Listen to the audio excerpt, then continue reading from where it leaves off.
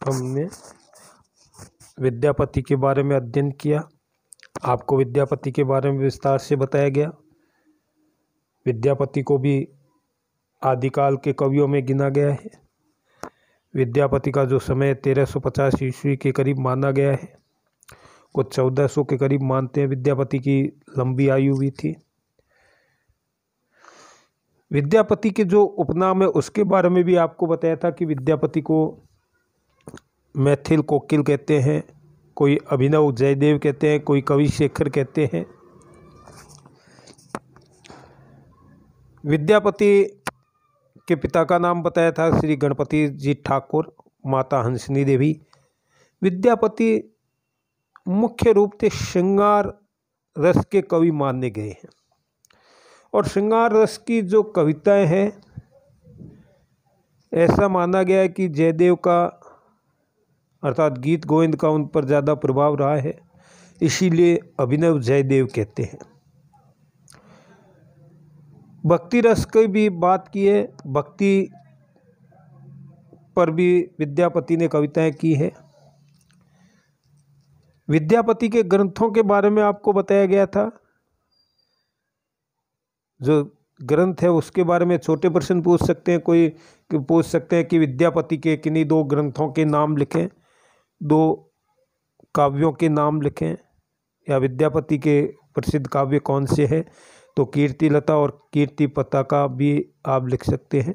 विद्यापति पदावली भी है जिसमें राधा कृष्ण का है।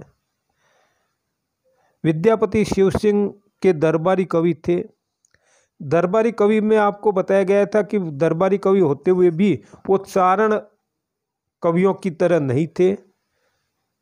वो मित्रता अर्थात सख्य भाव लिए हुए उनके दरबार में विराजते थे, जी हजूरी नहीं करते थे। विद्यापति दरबार में जाते लेकिन सख्य भाव से, सखा के भाव से, मित्रता को लिए हुए जाते थे। अब हम विद्यापति की जो व्याख्या है उस पर विस्तार से आपको बताया जाएगा। पहली जो व्याख्या है वो शिव के बारे में बताई गई है कि शिव क्या है। शिव और पार्वती दोनों के बारे में है, दोनों के बारे में बताया गया है। अर्धनारीश्वर का जो वर्णन है, अर्धनारीश्वर जो बात कही गई है उसका वर्णन किया गया है। और ये जो है विद्यापति पदावली में प्रार्थना और नचारी भाग से लिया गया है। पहले देवी की स्तुति की गई है, उस देवी में भी उन्होंने वही बात कही है, अर्धनारीश्वर देवी का है। और उसके बाद में शिव का वर्णन करते हैं तीसरे में। और शिव का वर्णन करते हुए वो कह रहे हैं कि शिव कैसे है, किस प्रकार से। आदा अर्धांगनी कि जय जय शंकर, जय जय त्रिपुरारी, जय अध पुरुष, जयति अध नारी। आदा धवल तनु आदा गोरा, आद सहज कुछ आद कटोरा। आद हड़माण आद गजमोक्ति, आद चानन सोए आद विभूति। आद चेतनमति आदा भोरा, आद पठोर आद मुंज डोरा। आद जोग आद भोग विलासा, आद विधान आद नग बासा।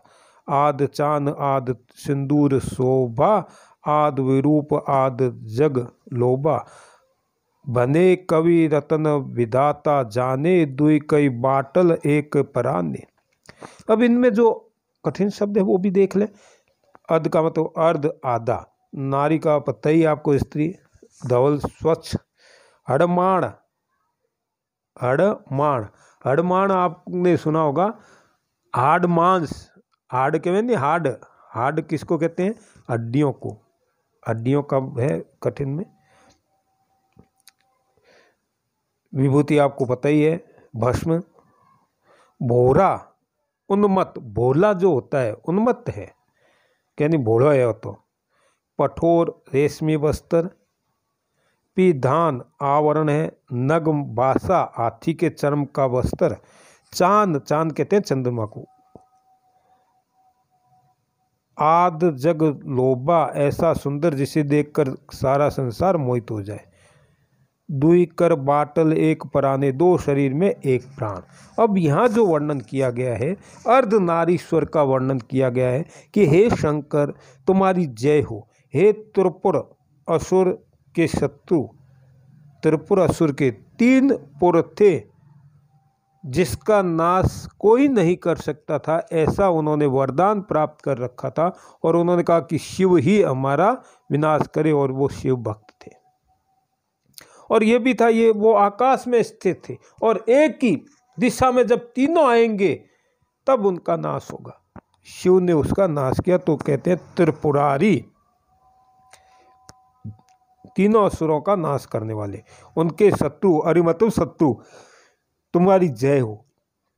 हे अर्धनारीश्वर तुम्हारी जय हो। तुम्हारा आधा शरीर तो उज्जवल है और आधा शरीर गौर वर्ण है। गौर वर्ण क्या? श्वेत, भस्म के कारण आधा शरीर श्वेत तथा अर्धांगिनी गौरी, पार्वती, दुर्गा, कोई भी नाम दे दे, कि प्रतिकृति में आधा शरीर गौर वर्ण स्वाभाविक ही है।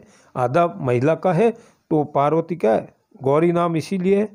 आधा शरीर स्तन युक्त, कोच कटोरा है ना, कि आधा क्या है? कोच, आधा कटोरा, कोच मतलब स्तन महिलाओं के। आधा शरीर स्तन युक्त है तथा आधा उससे रहित है। आधा महिला का है और आधा पुरुष का है। अब माला जो पहन रखी है, आदि तो क्या? अस्थियों की, हड्डियों की मुंड माला है, मुंड माला। तो आधा माला गज मुक्ता की है, मोतियों की है, मोतियों से युक्त है, अच्छे मोती। आद चानन सोए आद विभूति। आद्य में क्या है? आद्य में चंदन चर्चित है और आधा गात विभूषित से है। अब आधा क्या है? आधा चेतन मति, आधा भोरा। आधा तो चैतन्य अवस्था को है पार्वती, और आधा भोरा मतलब भांग आदि पीने से आधा क्या हो गया? विभूति। आधा तुम्हारी बुद्धि चैतन्य, तो आदि बुद्धि विभोर मत है। आदि काया रेशमी वस्त्र से अलंकृत है, तो आदि काया केवल मुंज की मेखला ही प्राप्त है, बागंबर लिए हुए। आदि में तो क्या है? महिला जो है माँ पार्वती में क्या है? रेशमी साड़ी पहनी हुई है, श्रृंगार किए हुए है, और आधा मेखला, मूज लपेटे हुए, मुंज डोरा, बागंबर कहते हैं ना, वो बागंबर वाले, शिव बागंबर धारण करते हैं। और माँ पार्वती क्या है? क्या पहनती है? वस्त्र, रेशमी वस्त्र धारण किए हुए माँ पार्वती है, तो आप आधा बागंबर धारण किए हुए। अर्धनारीश्वर का जो बखान है बहुत सुंदर किया है। अब कहते हैं कि तुम आधा योगी हो तो आधा भोगी विलासी हो। तुम आधा योगी हो, देखो कहा क्या है उन्होंने, तुम क्या हो? आद जोग आद भोग विलासा। आद जोग आद भोग विलासा। शिव को योगेश्वर कहते हैं, योगियों के भी योगी, योगियों के भी ईश्वर। तुम योगी हो, और आधा क्या है तुम्हारे? भोगी हो। भोग विलासा, भोग विलास में डूबे हुए हो, अर्थात शिव समाधि और माँ पार्वती सांसारिक सृष्टि करने वाले। शिव सृष्टि भी करते हैं और सृष्टि से अलग भी रहते हैं, भोग भी है और भोग से दूर भी है। तो कहते हैं भोग विलासा, विलास मतलब भोग विलास करना, सांसारिकता भोगना। आधा दे वस्त्रों से ढकाओ, आधा हाथी के चर्म का परिधान है। तुम्हारे सिर पर आधे में चंद्रमा है, तो आधे में क्या है? सिंदूर शोभा देता है। आद चान आद सिंदूर शोभा, आद विरूप आद जग लोभा। तुम्हारा आधा शरीर तो क्या है? विकृत भयानक है, और आधा शरीर जग को लुभाने वाला है। अब शिव का जो स्वरूप है, शिव के गले में क्या है, क्या पहनते हैं शिव? भयंकर सांप लपेटे हुए गले में, आधा विरूप है, विरूप है, भयानक है, विकृत है, क्रोधित है, डरावना है और आधा जग को लुभाने वाला है। आद विरूप आद जग लोभा, लोभा मतलब लोभित करना, आकर्षित करना। आधा शरीर तो है शिव, तुम्हारा आधा शरीर तो बड़ा भयानक है, और आधा शरीर क्या है, आकर्षित करने वाला है, पूरे संसार को मोहित करने वाला है। माँ का जो स्वरूप है, माँ ममतामयी, जगत जननी, पार्वती, गौरी, दुर्गा, वो आधे आपके अंग में निवास करती है। अब आगे क्या है, अब कहते हैं बने कवि रत्न विधाता जाने, दुई कर बाटल एक पराने। कवि रत्न विद्यापति कहते हैं कि यह तो विधाता ही जानता है कि एक प्राण को उसने किस कारण दो भागों में बांट दिया है, दो भाग कर बांट दिया है। एक भाग को बाटल, बाटल एक पराने, पराने मतलब प्राण, दो शरीर में एक प्राण डाल दिए। अर्धनारीश्वर शिव जो है वो अर्धनारीश्वर है। आधा तो क्या है, अब नारी, शिव और शक्ति दोनों का वर्णन किया है। आप अगर शिव लिखें, शिव कैसे लिखते हैं, श और उसके छोटी की मात्रा व, शिव, और शिव में से शक्ति को निकाल दें तो क्या रह जाएगा, आप लिख करके देखें, छोटी की मात्रा को हटा दे तो क्या रह जाएगा, शव, तो शव रह जाएगा। शिव में शक्ति, यहाँ अर्धनारीश्वर, अर्धनारीश्वर का वर्णन किया गया है। शिव जो है, शिव और पार्वती का बड़ा सुंदर वर्णन किया गया है कि दोनों किस प्रकार से शोभित होते हैं, किस प्रकार को वो शोभा को प्राप्त होते हैं। ये जो वर्णन किया गया बड़ा ही सुंदर और बड़ा ही प्रार्थना स्वरूप में किया गया है कि शिव भगवान पार्वती की अर्धनारीश्वर, हम कहते हैं कि अर्धनारीश्वर, पुरुष और नारी दोनों का वर्णन किया गया है प्रकृति में। दोनों शक्ति वाले, दोनों की समानता बताई गई है। आज के संदर्भ में भी हम देखें तो क्या है, आज जो स्वतंत्रता मिली हुई है उसकी ओर भी संकेत किया गया है अर्धनारीश्वर कि हे शिव, आप अर्धनारीश्वर है, मैं आपकी स्तुति करता हूं।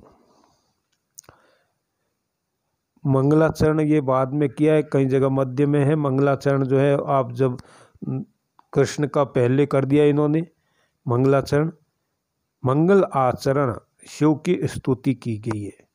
अब इन पदों को पढ़ करके ये लगता है कि विद्यापति भक्त है। श्रृंगारिकता में मतलब कई जगह श्रृंगारिकता की हदों को पार किया है, तो उसको देख करके हम ये नहीं कह सकते कि विद्यापति केवल श्रृंगारिक कवि है। श्रृंगारिकता का ही वर्णन किया है, अच्छा भी वर्णन किया है। तो यहाँ अर्धनारीश्वर का वर्णन किया गया है, शिव की स्तुति की है। इसमें आधा शिव का और आधा पार्वती का, आधा शक्ति का। शिव और शक्ति दोनों ही मिल करके इस संसार का सृजन करते हैं, इस संसार को चलाते हैं। हम शिव की, आप जैसे अर्धनारीश्वर की बात करेंगे तो किसका चित्र सामने आएगा आपके, शिव का और पार्वती का। जैसे शिव कहेंगे तो शिव का स्वरूप कैसे होगा, सिर पर चंद्रमा है, गले में मुंडमाला है, भस्म लगाए हुए हैं, सिर पर चंद्रमा है, बागंबर पहने हुए हैं, समाधि लगाए हुए हैं, वो सारी बातें आ जाएगी। और पार्वती का कहते ही, गौरी का कहते ही वही रेशमी वस्त्र, शोभित होना, संसार को आकर्षित करनी बातें आ जाएगी। तो यहाँ शिव और पार्वती का वर्णन किया गया है। अगले में हम इसकी अगली व्याख्या है वो अगले में करेंगे।